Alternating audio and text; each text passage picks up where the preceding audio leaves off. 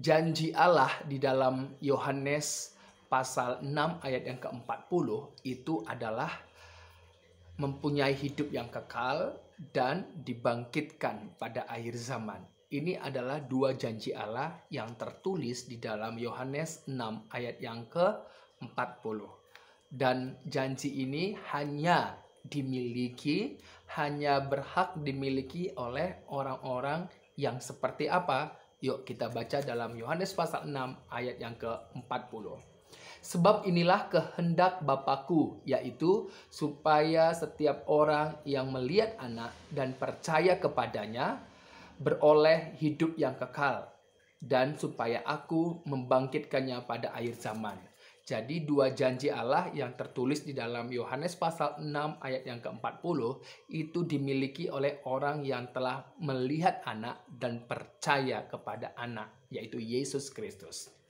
Nah, kalau kita perhatikan kata melihat Anak dalam teks Yunaninya, di sana dituliskan theoreo, yang artinya apa? Melihat, menatap, dan merenungkan.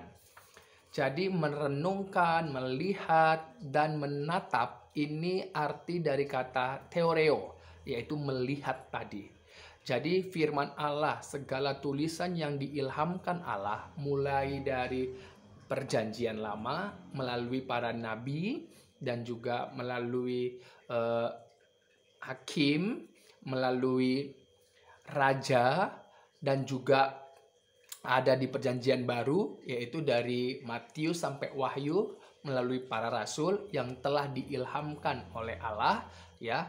Itu adalah firman Allah, di mana semua yang telah diilhamkan Allah itulah yang diperdengarkan, itulah yang telah direnungkan, itulah yang telah dilihat, didengar oleh umat manusia. Dan apa yang didengar atas firman Allah itu menimbulkan yang namanya iman, ya, memunculkan namanya iman. Jadi orang yang telah mendengar firman Allah, orang yang telah mendengar firman Kristus, maka orang itu akan memiliki iman. Bila firman itu mendapat tempat dalam hatinya, maka dia menimbulkan iman. Jadi iman ini yang artinya adalah ketaatan, ya, menunjukkan ketaatan dia kepada Anak, kepada Yesus Kristus. Hingga kapan? Hingga akhirnya.